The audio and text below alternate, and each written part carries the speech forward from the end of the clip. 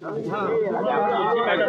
का ये आरोप अभी जो देखने को मिला, आरोप लग रहा था कि कहीं ना कहीं उन अपराधियों को राम गोविंद चौधरी का नाम है, कैसे बचा रहे हैं, कौन लोग बचा रहे हैं और क्यों बचा रहे हैं, और फिर उन पर कार्रवाई क्यों नहीं हो रही है?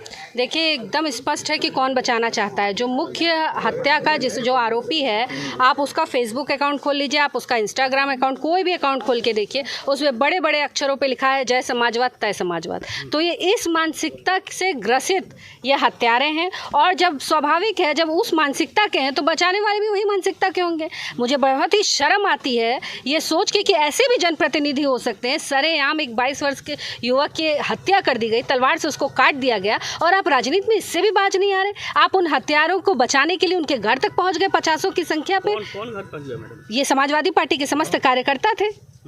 और मुझे बहुत ही इस बात का बहुत अफसोस होता है कि हम जैसे जो जिम्मेदार पदों पे रह चुके जो पदाधिकारी हैं, जनप्रतिनिधि हैं, वो भी अगर इस तरह के आतंक को हम प्रशय देंगे तो आने वाला वक्त जो है वो सभी के लिए बहुत दुर्भर होने वाला है। आप क्षेत्र के विधायक हैं, कितने दिनों से गैंग सक्रिय था, जानकारी थी? नहीं, देखिए, इस गैंग के विषय में तो वो मुझे कोई जानकारी नहीं थी। एक फरसा गैंग का विषय का चर्चा बहुत दिन पहले हमने सुना था, जिसको लेकर मेरी कप्तान के साथ समस्त लोगों से बात भी हुई थी, और उसकी कमर तोड़ने का भी काम हम लोगों ने 1.5 साल के अंदर किया था।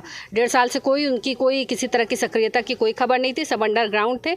ये गैंग जो है ये अचानक से सक्रिय हुआ और अचानक से सामने आया है। और गैंग भी क्या, इसका मुख्य संरचना वही रोहित राइडर जो आप लोग नाम ले रहे हैं वही है, और उसने सिर्फ अपने आप को साबित करने के लिए और ये दिखाने के लिए कि आने वाले समय में हम क्या अपना और रूप दिखा सकते हैं, उसने इस घटना को अंजाम दिया।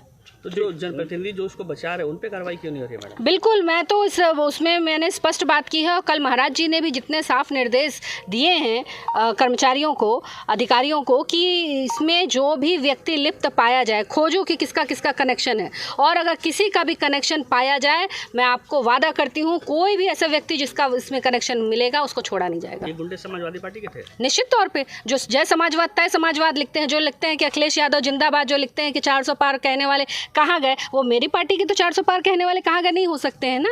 ये कहाँ से हैं? और ऐसी हत्या आपको याद, ये जो हत्या हुई इसने याद दिलाया समाजवादी पार्टी के समय का शासन, हम लोग को याद दिलाया, और ये याद भी दिलाया कि लोकसभा में इनके सांसद ज़्यादा जीते हैं, आने वाले विधानसभा चुनाव में ये किस रूप में जनता के सामने आने वाले, ये इन्होंने याद दिलाया।